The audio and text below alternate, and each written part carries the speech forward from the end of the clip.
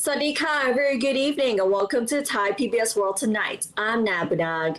And I'm Hatay Shikitiran. Good evening, and we hope you had a great weekend and also a great Monday. So kickstarting the program tonight with a very alarming news which surfaced yesterday after many bank customers have complained over suspicious transactions that they didn't do, causing concern whether their bank accounts have been hacked. So recently, the central bank has already suspended credit and debit cards that have been affected. So the Bank of Thailand and the Thai Bankers Association have suspended these cards of many customers who complained that money had been deducted from their accounts for transactions which they claim had not undertaken. They said they had investigated the complaints and have initially found that the suspicious deductions were not caused by leaks of information from banks, but were actually due to online purchases from mostly foreign registered stores. So they advise customers who have found that funds were deducted from their bank accounts for online transactions that they had not undertaken through their credit card or debit cards to contact their banks as soon as possible for help.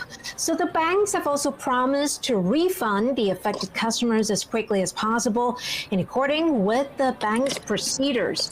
And both the central bank and the TPA have assured the public that they place the greatest importance on the protection of confidential information of the customers and the safety of monetary transactions.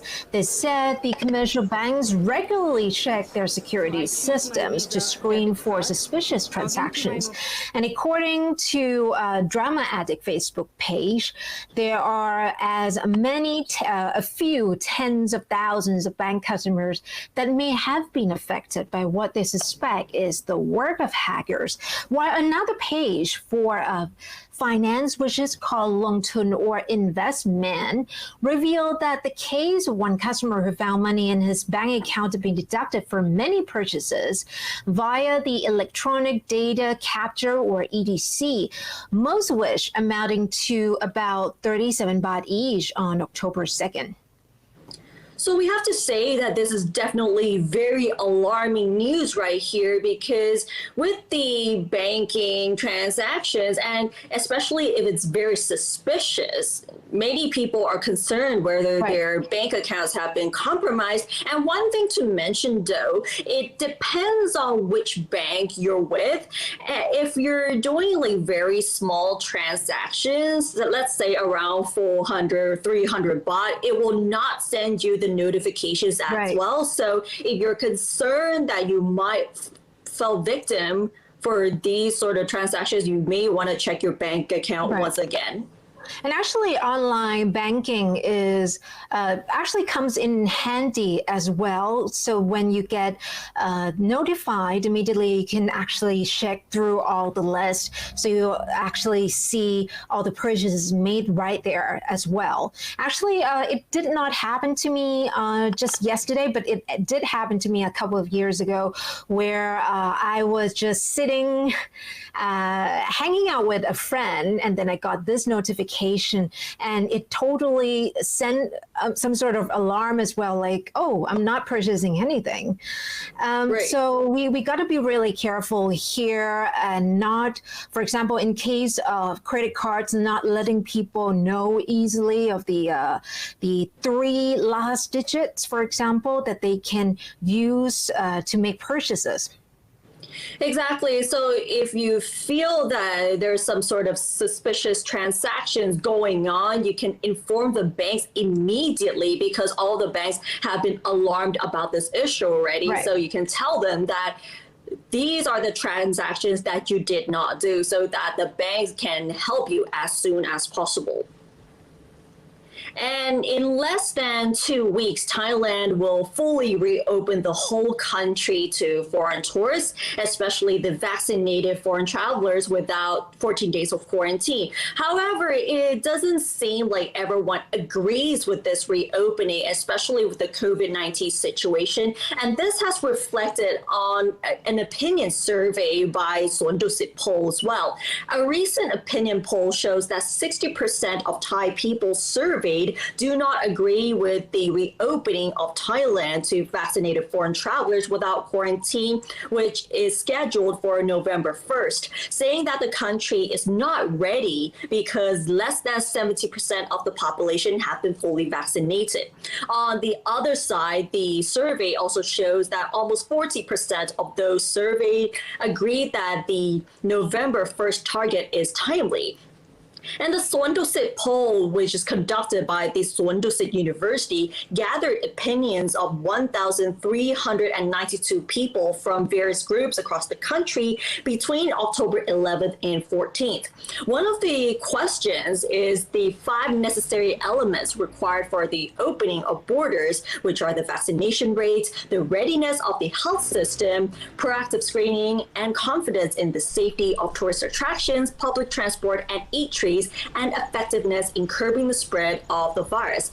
And based on this question, up to 74% of the respondents agree that at least 70% of the population must be vaccinated before the reopening of the borders to foreign arrivals.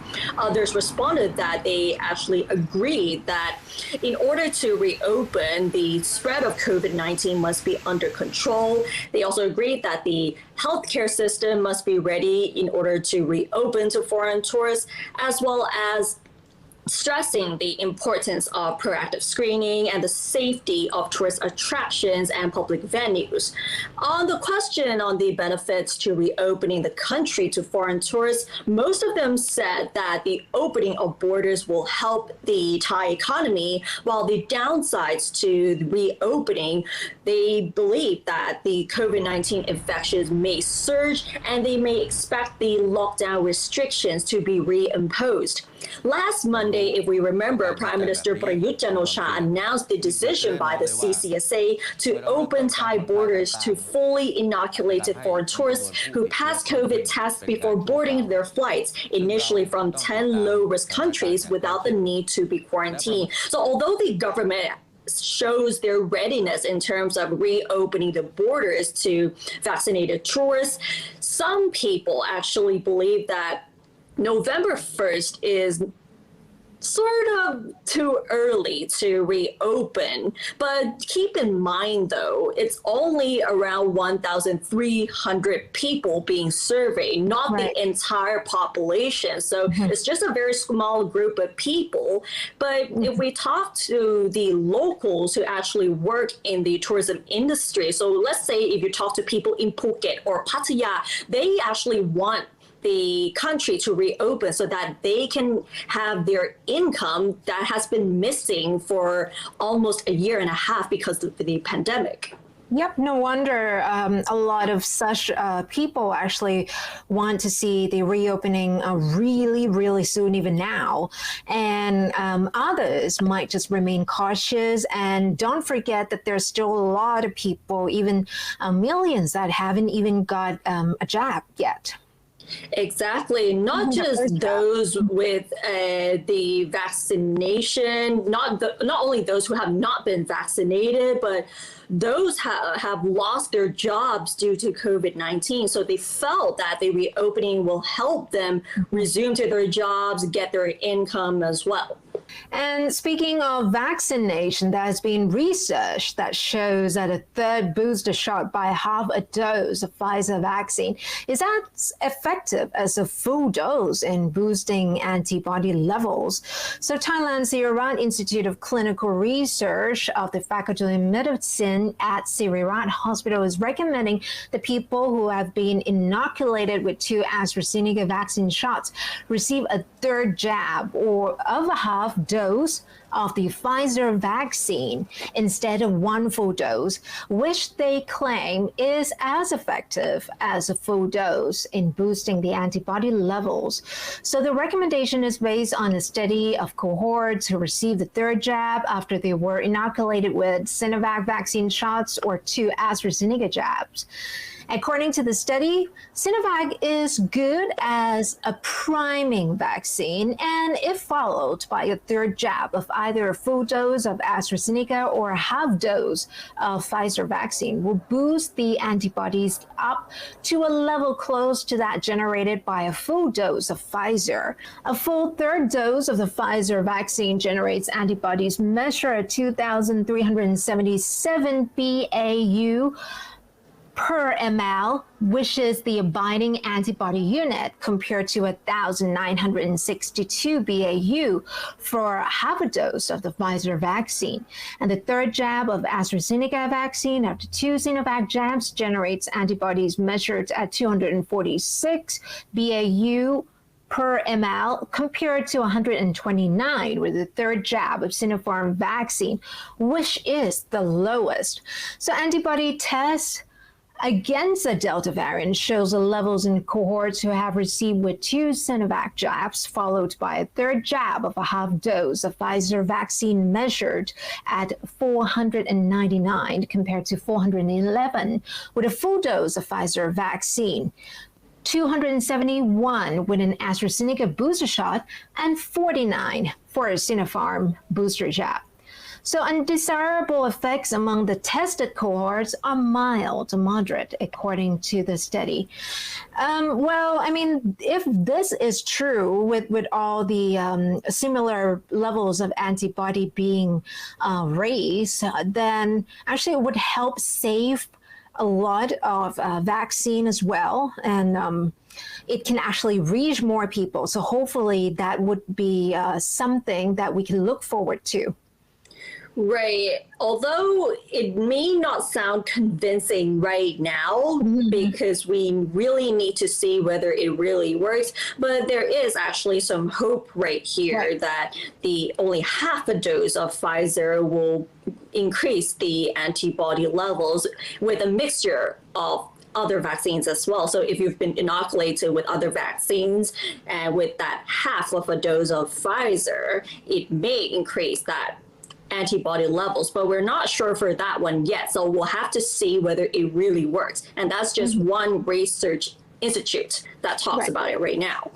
And now let's move on to the issue of Thailand's flooding situation, as many parts of Thailand are still experiencing heavy rainfall as well as flooding. And recently, many communities along the riverside have been warned for possible floods, especially in Suphan Buri province, and some areas have already been under flood waters. Many households and low-lying areas located along the Thajin River in Thailand's central province of Suphan Buri are submerged after excess water overflowed the spillways of the Gracio Dam into the already swollen waterway.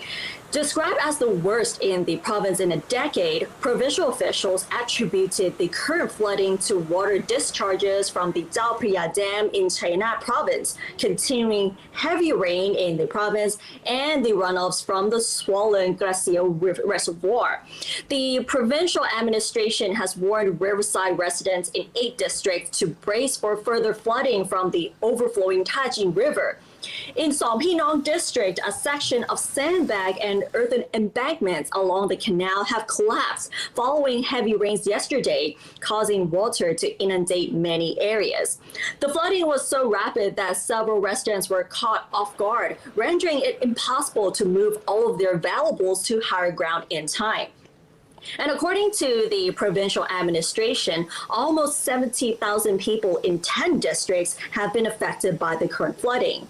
And today, the meteorological department forecasts less rain over the next 7 days in the northern, lower central, upper southern, eastern, and upper northeastern regions due to the arrival of the cold front from China. However, the lower northeast, eastern, lower southern, and lower central regions will still face heavy rain in some areas. So we can expect that heavy rain will be there for a couple of days, a couple of weeks, even though it's almost the end of the rainy season. And We thought that the pandemic has disrupted everything, but not everything is actually being that affected. For example, the World Expo 2020 is called 2020 after it has been postponed from the actual year 2020, and they wouldn't change the name, but this will still go ahead and is